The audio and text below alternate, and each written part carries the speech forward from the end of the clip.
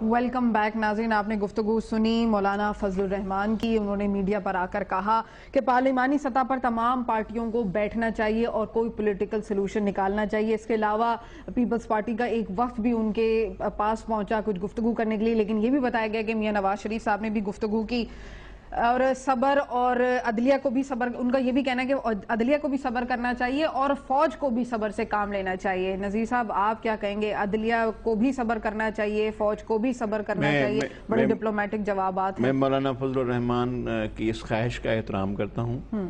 تمام اداروں کو، تمام سروسز کو، حکومت کو، سارے لوگوں کو صبر و تحمل سے آگے بڑھنا چاہیے اور محاذ آرائی سے گریز کرنا چاہیے.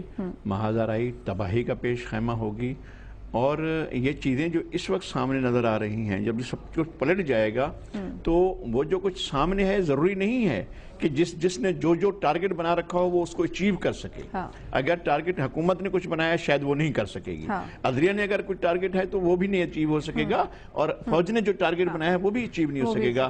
اور ہم بہت زیادہ مطلب تصادم کا راستہ، مطلب آپ بھی اگری کریں گے خواجہ صاحب؟ دیکھیں جی، تصادم کا تو کوئی فائدہ ہے نہیں کہ ہمیں مطلب سمجھنے کی کوشش کرنی چاہیے، مل کے چل کے کوئی نہ کوئی حل نکالنا چاہیے. لیکن اب بات وہی ہے جو میں بار بار کہتا ہوں کہ اب بہت دیر ہو چکی ہے. میں بہت شکریہ ادا کروں گی جسٹس ریٹائرڈ خواجہ نوید صاحب کا، نذیر لغاری صاحب کا. یہاں پر اینڈ سلوشن یہی ہے کہ تصادم سے گریز کرنا چاہیے، فوج اور عدلیہ اور تمام اداروں کو صبر و تحمل سے کام لینا چاہیے. آپ کو میرا شو کیسے لگا؟ مجھے ای میل کر سکتے ہیں کب تک @dawnnews.tv. کل تک کے لیے اللہ حافظ.